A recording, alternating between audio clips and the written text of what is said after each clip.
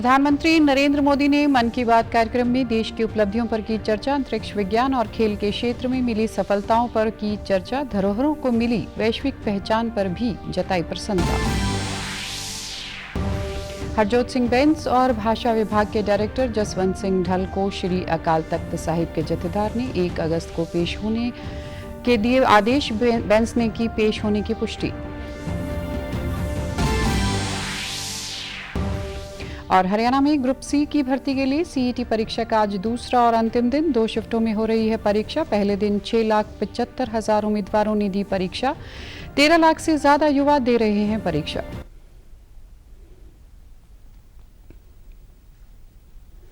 नमस्कार, चंडीगढ़ से आपका स्वागत है। मैं हूं आरजू। अब समाचार विस्तार से।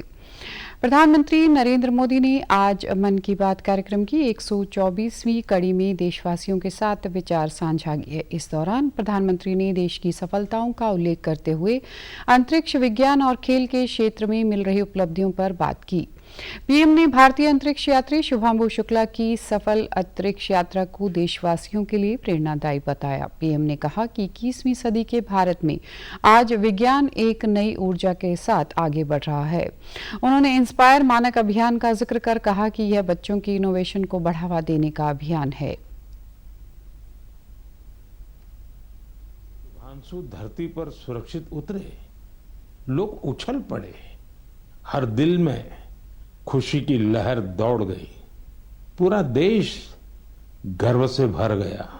साइंस को लेकर, स्पेस को लेकर बच्चों में एक नई जिज्ञासा भी जागी।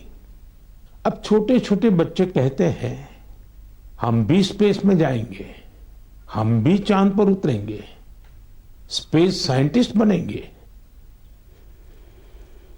पीएम ने कहा कि भारत को सपोर्टिंग सुपर पावर बनाने में खेलो भारत 2025 की अहम भूमिका है। गांव, गरीब और बेटियां इस नीति की प्राथमिकता हैं। प्रधानमंत्री ने कहा कि युवाओं की वैज्ञानिक सोच और फिटनेस के प्रति लगाव से ही आत्मविश्वास और मजबूत भारत के निर्माण का रास्ता निकलता है। इसके साथ ही प्रधानमंत्री ने स्थानीय उत्पाद और हैंडलूम हमारी सांस्कृतिक विविधता की मिसाल है। आज के दौर में टेक्सटाइल के क्षेत्र में काम कर रहे सैकड़ों स्टार्टअप से भारत के हैंडलूम को वैश्विक पहचान दी है। उन्होंने कहा कि भारत की विविधता की सबसे खूबसूरत झलक हमारे लोकगीतों और परंपराओं में भी देखने को मिलती है। 10 साल पूरे हो रहे हैं आज, जब देश विकसित भारत बनने के लिए कदम बढ़ा रहा है, तो टेक्सटाइल सेक्टर देश की ताकत बन रहा है। गांवों की महिलाएं, शहरों के डिजाइनर, बुजुर्ग बुनकर और स्टार्टअप शुरू करने वाले हमारे युवा सब मिलकर इसे आगे बढ़ा रहे हैं। प्रधानमंत्री ने किलों के महत्व का उल्लेख करते हुए यूनेस्को द्वारा 12 मराठा किलों को वर्ल्ड हेरिटेज साइट के रूप में मान्यता देने पर प्रसन्नता व्यक्त की। उन्होंने देश की आजादी और देश के लिए मर मिटने वाले वीरों को भी याद किया। आज चंडीगढ़ के सेक्टर 49 के सामुदायिक केंद्र में स्थानीय निवासियों ने प्रधानमंत्री के मन की बात कार्यक्रम की 124वीं कड़ी को सुना। इस दौरान उन्होंने कहा कि चंडीगढ़ में इस कार्यक्रम को बड़े उत्साह के साथ सुना जाता है। यहां क्षेत्र से काफी लोग कार्यक्रम सुनने के लिए इकट्ठा हुए हैं। उन्होंने कहा कि प्रधानमंत्री ने खेलों, नवाचार और स्थानीय उत्पादों को प्रोत्साहित करने के लिए वोकल फॉर लोकल जैसे मुद्दों को उठाया, जो हमें काफी प्रेरित करता है। प्रधानमंत्री ने स्वच्छता और पर्यावरण संरक्षण को प्राथमिकता देने की बात कही, जो हमें उत्साहित करता है। हमें इसे आत्मसात करेंगे। देश साइंस में तरक्की कर रहा है, स्पोर्ट्स में तरक्की कर रहा है और अन्य कई फील्ड है जिनमें ऊपर उठ रहा है। बट ओलंपियाड का मतलब है कि सारी वर्ल्ड की कंट्रीज उसमें पार्टिसिपेट करती हैं। उसमें इंडिया मेडल भी जीत रहा है। और दूसरा मैं ये कहना चाहूंगी कि जैसे साइंस में बच्चों का दिखाया है इन्होंने, उसमें भी साइंस में भी तरक्की कर रहा है। ये हमारे लिए गर्व की बात है। और मुझे बहुत अच्छा लगा कि उन्होंने, जैसे शुभांशु शुक्ला जी हमारे स्पेस में जाके आए अभी और 21 दिन उन्होंने वहां बिताए और कैसे अपनी अचीवमेंट है हमारे हिंदुस्तान के लिए। और उसके बाद वोकल फॉर लोकल की उन्होंने बात करी कि हमें हमेशा अपने जो वोकल, जो हमारे लोकल के जो प्रोडक्ट्स हैं, हमें वो यूज करने चाहिए और हमें उनको बढ़ावा देना चाहिए। और जो स्वच्छता की मोदी जी ने बात करी कि स्वच्छता सर्वेक्षण में अब हिंदुस्तान में इतने लोग, इतनी संख्या बढ़ गई है और 11 साल उसके पूरे होने वाले हैं। देश के विकास के लिए जो योगदान दे रहे हैं हम टेक्सटाइल में, जो बच्चे आज के युवा बच्चे जुड़ रहे हैं उनके बारे में बताया। बिहार जो तरक्की कर रहा है उसके बारे में बताया गया। बहुत ही प्रेरणादायक प्रोग्राम था। श्री अकाल तख्त साहिब के जथेदार ज्ञानी कुलदीप सिंह ने पंजाब के शिक्षा मंत्री हरजोत सिंह बैंस और भाषा विभाग के डायरेक्टर जसवंत सिंह को तलब किया है। पंजाब सरकार की ओर से श्रीनगर में गुरु तेग बहादुर के 350वें शहीदी दिवस पर अपने स्तर पर कार्यक्रम करवाए जाने का कड़ा संज्ञान लेते हुए दोनों को अपना पक्ष रखने के लिए 1 अगस्त को होने वाली 5 सिंह साहिबों की बैठक में तलब किया है। इस बारे में प्रेस वार्ता में जानकारी देते हुए जथेदार ज्ञानी कुलदीप सिंह गरगज ने कहा कि काफी समय बीत जाने के बावजूद अब तक पंजाब के कैबिनेट मंत्री हरजोत सिंह और भाषा विभाग के डायरेक्टर जसवंत सिंह ने अभी तक अपना पक्ष स्पष्ट नहीं किया है और न ही सिख संगत की भावना को ठेस पहुंचाने की माफी मांगी है। ਜਿਹੜਾ ਉੱਥੇ ਉਹ ਕਹਿ ਰਿਹਾ ਵੀ ਅਸੀਂ 350 ਸਾਲਾਂ ਦੀ ਸ਼ੁਰੂਆਤ ਸ਼ਹੀਦੀ ਦਿਹਾੜੇ ਦੀ ਉਹ ਸ਼੍ਰੀਨਗਰ ਤੋਂ ਕਰ ਰਹੇ ਹਾਂ। ਉਹ ਜੋ ਕੁਝ ਉੱਥੇ ਪ੍ਰੋਗਰਾਮ ਹੋਇਆ ਉਹ ਲੱਗਦਾ ਵੀ ਗੁਰੂ ਤੇਗ ਬਹਾਦਰ ਪਾਤਸ਼ਾਹ ਦੀ ਸ਼ਹੀਦੀ ਸ਼ਤਾਬਦੀ ਮਨਾਈ ਜਾ ਰਹੀ ਹੈ। ਇਸ ਕਰਕੇ ਉਹ ਮਿਨਿਸਟਰ ਨੂੰ, ਪੰਜਾਬ ਸਰਕਾਰ ਨੂੰ ਤੇ ਉਹ ਭਾਸ਼ਾ ਵਿਭਾਗ ਦਾ ਜਿਹੜਾ ਵੀ ਕੋਈ ਡਾਇਰੈਕਟਰ ਆ ਉਹਨਾਂ ਨੂੰ ਆਪਣੀ ਜ਼ਿੰਮੇਵਾਰੀ ਸਮਝਣੀ ਚਾਹੀਦੀ ਔਰ ਤੇ ਸਪਸ਼ਟ ਕਰਨਾ ਚਾਹੀਦਾ। ਬਾਕੀ ਜੋ ਕੁਝ ਹੋਇਆ ਇਹਦੇ ਨਾਲ ਸਿੱਖਾਂ ਦੇ ਹਿਰਦੇ ਬਲੂੰਦਰੇ ਗਏ ਆ। ਸਰਕਾਰ ਨੂੰ ਇਹ ਤੇ ਆਪਣਾ ਪੱਖ ਸਪਸ਼ਟ ਕਰਨਾ ਚਾਹੀਦਾ। श्री अकाल तख्त साहिब की ओर से तलब किए जाने के बाद हरजोत सिंह बैंस ने एक सोशल मीडिया पोस्ट में लिखा कि वे गुरु साहिब के सच्चे सिख हैं और 1 अगस्त को श्री अकाल तख्त साहिब में पेश होंगे। उन्होंने लिखा कि वे तख्त के हर आदेश का सत्कार करते हैं। उन्होंने अपनी नैतिक जिम्मेदारी स्वीकार करते हुए इस शहीदी समागम में हुई गलती के लिए माफी मांगी है। बैंस ने लिखा कि वे नंगे पैर चलकर श्री अकाल तख्त साहिब में पेश होंगे। हरियाणा में ग्रुप सी की भर्ती के लिए चल रही संयुक्त पात्रता परीक्षा यानी सीईटी का आज दूसरा और अंतिम दिन है। यह परीक्षा 2 शिफ्टों में आयोजित की जा रही है। कल 6,75,000 उम्मीदवारों ने यह पेपर दिया था। इस परीक्षा के लिए व्यापक प्रबंध किए गए हैं। 13 लाख से ज्यादा उम्मीदवार यह परीक्षा दे रहे हैं। पहले दिन सीईटी परीक्षा के सफल आयोजन को लेकर हरियाणा के मुख्यमंत्री नायब सिंह सैनी ने व्यवस्था में जुटे सभी विभागों और उनसे जुड़े अधिकारियों का आभार जताते हुए उन्हें शुभकामनाएं दी। साथ ही उन्होंने आगे भी परीक्षा को लेकर ऐसी ही व्यवस्था बनाए रखने के निर्देश दिए। उन्होंने कहा कि किसी भी अभ्यर्थी को कोई परेशानी न हो, इसके लिए सभी तैयारियां पूरी की हैं। छात्रों को, सभी स्टूडेंट्स को मैं बहुत बहुत शुभकामनाएं देता हूं।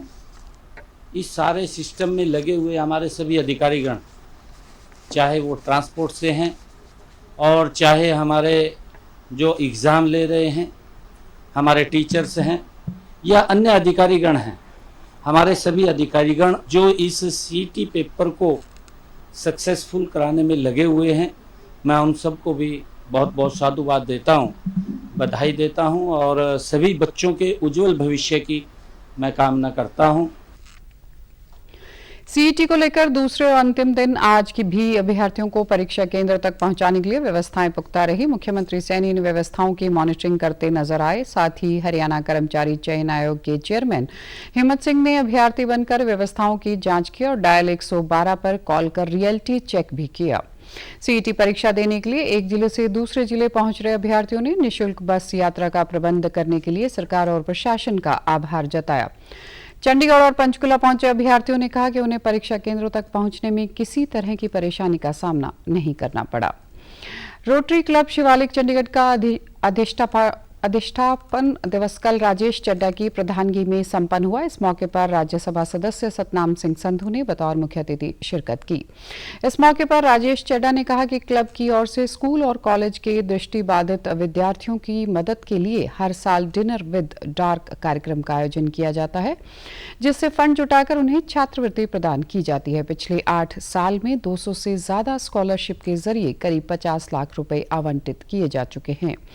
पायलट प्रोजेक्ट के रूप में शुरू किए गए डिनर विद डार्क कार्यक्रम इंटरनेशनल की मदद से लोगों को दृष्टिबाधित लोगों की परेशानी का एहसास कराकर उन्हें मदद के लिए प्रोत्साहित करना है। Children, schools, villages and visually impaired children. We have been giving scholarship to visually impaired students of graduation and post-graduation for last 8 years. And Jalandhar के आदमपुर एयरफोर्स स्टेशन में भारतीय हवाई सेना द्वारा ऑपरेशन सिंदूर की सफलता को याद करते हुए शौर्य भारत कार ड्राइव नाम की 800 किलोमीटर कार रैली को हरी झंडी दिखाकर रवाना किया गया। इस कार रैली में लगभग 40 ईवी कारों में 112 सवार हिस्सा ले रहे थे। फ्लैग इन कार्यक्रम के दौरान एयरफोर्स स्टेशन आदमपुर के air officer commanding air commodore Brajesh Pal मुख्य अतिथि के तौर पर शामिल हुए।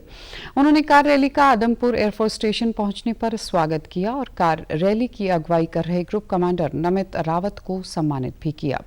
इस दौरान अन्य वरिष्ठ अधिकारी भी उपस्थित रहे। बाद में इस कार रैली को मुख्य अतिथि ने हरी झंडी दिखाकर एयरफोर्स स्टेशन दिल्ली के लिए रवाना किया।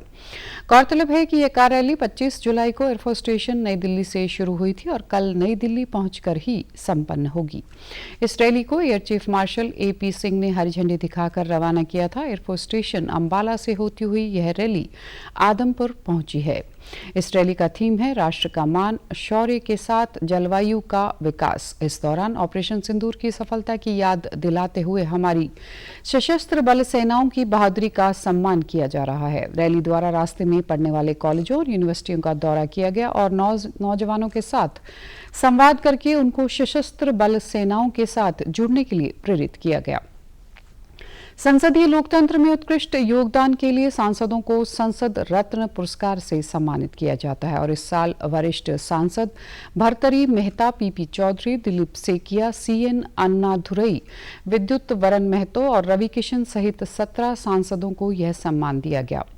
संसद रत्न पुरस्कार की शुरुआत साल 2010 में हुई थी। प्राइम पॉइंट फाउंडेशन की ओर से दिए जाने वाले इस पुरस्कार के लिए सांसदों का चयन संसद में उपस्थिति, प्रश्न पूछने, बहस में भागीदारी और निजी विधेयकों की प्रस्तुति जैसे ठोस मापदंडों के आधार पर किया जाता है। सांसदों ने सम्मान मिलने पर अपने संसदीय क्षेत्र की जनता के प्रति आभार व्यक्त किया है। साथ ही सांसदों का कहना है कि यह पुरस्कार उन सभी के लिए न केवल एक प्रेरणा है बल्कि लोकतंत्र में जनप्रतिनिधि की जिम्मेदारियों की पुष्टि भी है।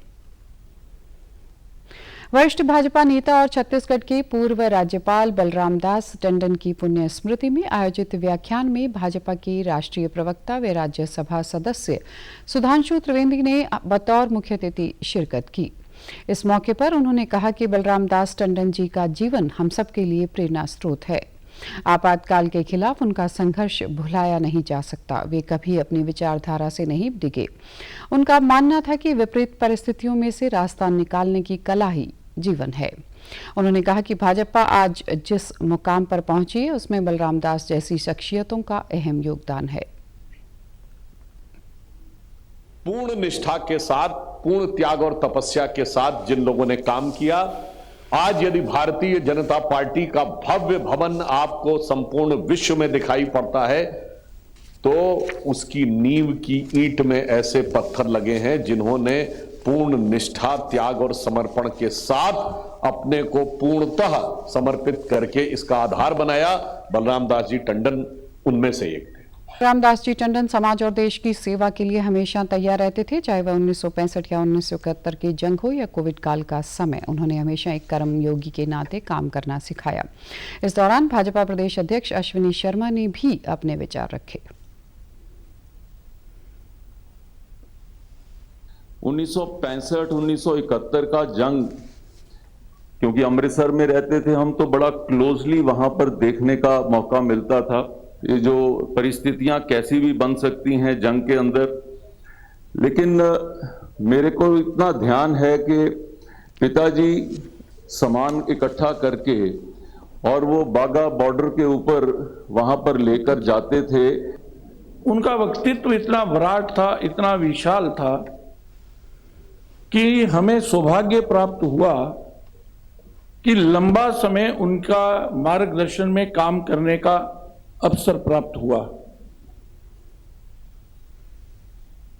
और आप हमारे समाचार YouTube channel DD news Chandigarh, Facebook DD news Chandigarh और social media X DD news CHD पर भी देख सकते हैं। इसके साथ चंडीगढ़ से समाचारों का सिलसिला समाप्त होता है। नमस्कार।